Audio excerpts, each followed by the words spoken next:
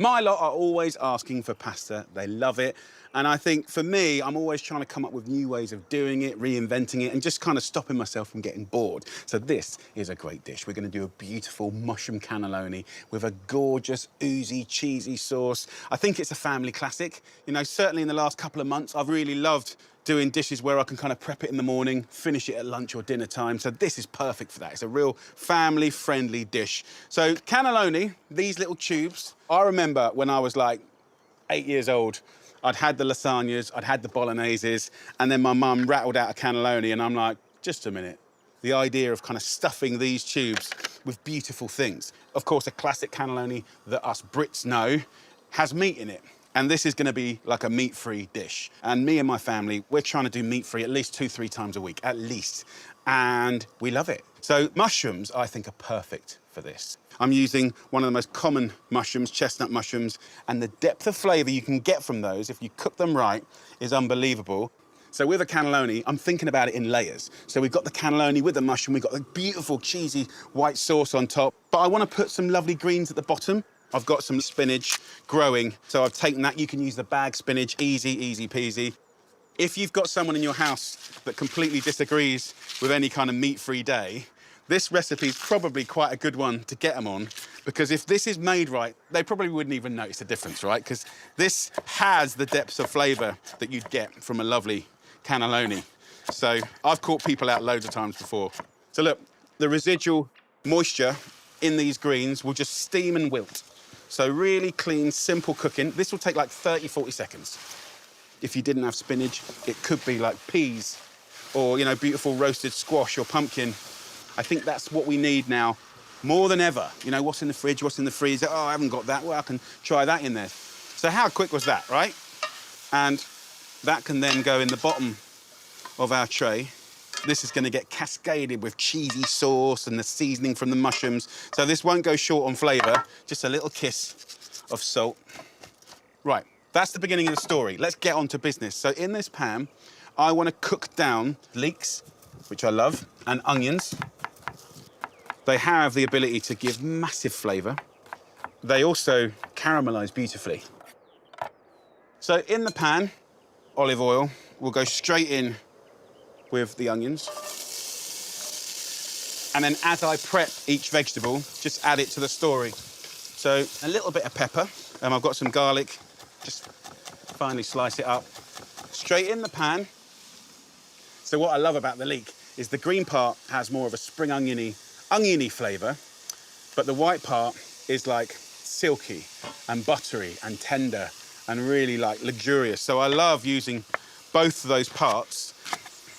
So just slice up the white part straight in there. With the greener stuff, I tend to chop this up finer anyway, just to help it cook.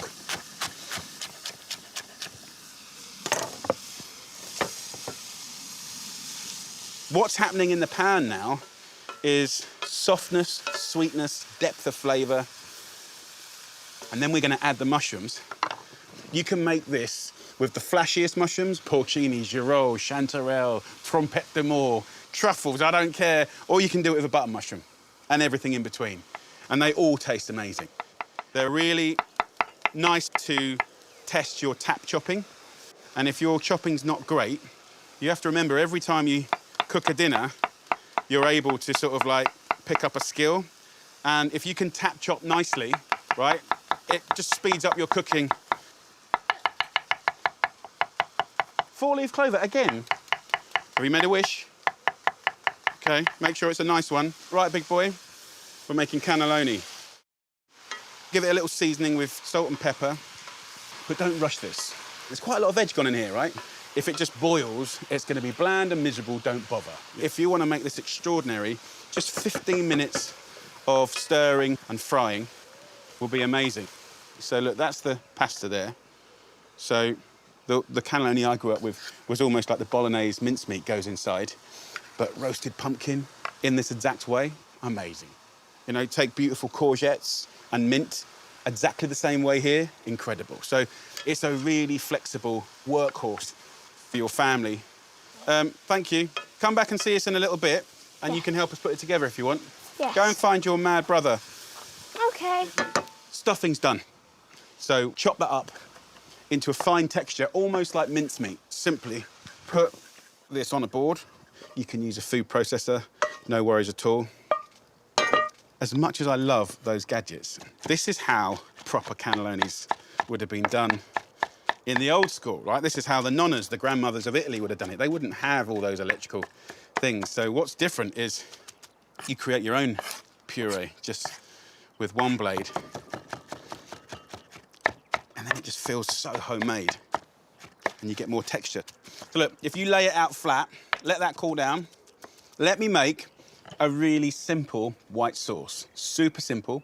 So no butter today. In the same pan that we made the mushrooms, go in with 3 tablespoons of olive oil, 3 tablespoons also of plain flour goes in. You don't have to make it with butter. Classically, yes, but in real life, no. Olive oil's fine. The same thing happens is it comes together like this to make what they call a roux. Looks a bit like breadcrumbs, but this is a thickening agent. If you just toast it a little bit, you'll get it to be really nutty and slightly darker, which I quite like. So in there, we're gonna add some milk. I'm just gonna add it slowly, slowly. So as we add the milk, you can see it getting thicker and thicker. I mean, this is never gonna be silky, silky smooth. That's cool. We're doing a really nice rustic white sauce. It's even got the odd bit of mushroom in it. It's all good.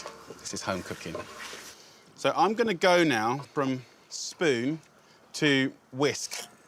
You don't have to, but it kind of just helps speed things up a little bit. Then we can get all of that milk in there. That's quite a rushed version, and to be honest, that's what I always do at home. I'm not sitting there doing it like when I was at college, you know, getting a slap round the back of the hand for not adding it slow enough. You know, I've got a family here to feed. There's stuff going on. So look, as the white sauce does its magic, let's fill these cannellonis. So literally all I do is stab around like that. It'll fill up half. Can you see that? It's done half already. Right? You can put your finger in if you want. It's fun, isn't it? Look. And then turn it around, do the other half. It's as simple as that. And that is your beautiful mushroom stuffed cannelloni. I think the best gadgets in the kitchen that you can use are your hands. So I don't get much happier than this. This is about as good as it gets for me. Outside, decent day, cooking really gorgeous, tasty, humble family food. And kids are playing, they're dotting about. Just, that's what makes me happiest, honestly. Okay, so look, there we go. A tray full of beautiful cannelloni. This little mess on the board, the leftovers, don't be inclined to throw that away because it's still flavour. All these little bits kind of help make it a bit gnarly and full of flavour. Off the heat now, because I'm very happy with that consistency. That consistency we want to basically have sort of to coat a spoon like that. So I'm going to take this blipping away white sauce and put a nice big handful of grated cheese in there. I'm using cheddar. You could put a bit of blue in there. You could use Parmesan, but basically a nice big handful goes in. So let's get that over the top here. And all those little gaps in between the cannelloni will let this incredible sauce, look how oozy it is, yeah. And you can see the chunks of leftover mushroom in there. That's the nice thing about sort of not using another pan, saving on the washing up, get more flavour. Last but not least, I'm just gonna put these little bits of mushroom on top. Just a few little slices, kind of in and around, and then just a little drizzle of oil. So this will go in the oven at 180 degrees Celsius for about 40 to 45 minutes until golden, blipping and delicious. Right, time to clean down.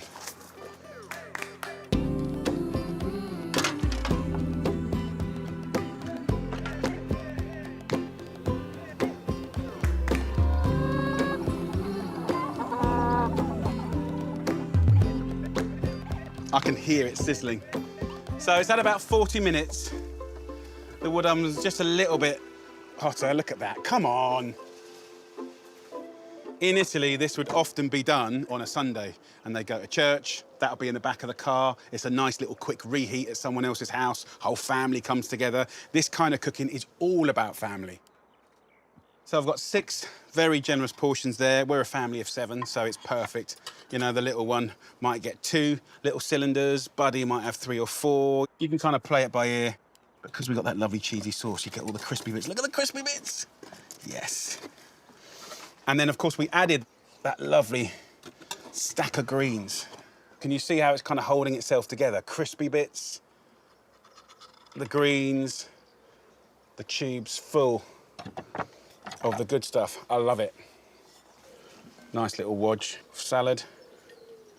So there you go. For sure, it's got to be one of the best meat-free meals ever, whether you're vegetarian or not. Right, let's get amongst it. That lovely salad leaf, quite like using that as a receptacle. Look at that. Oozy, melty, mushroomy, crunchy, fresh. So good. I mean, I love meat, but when you kind of win on veggie food, big flavour. Oh, yeah.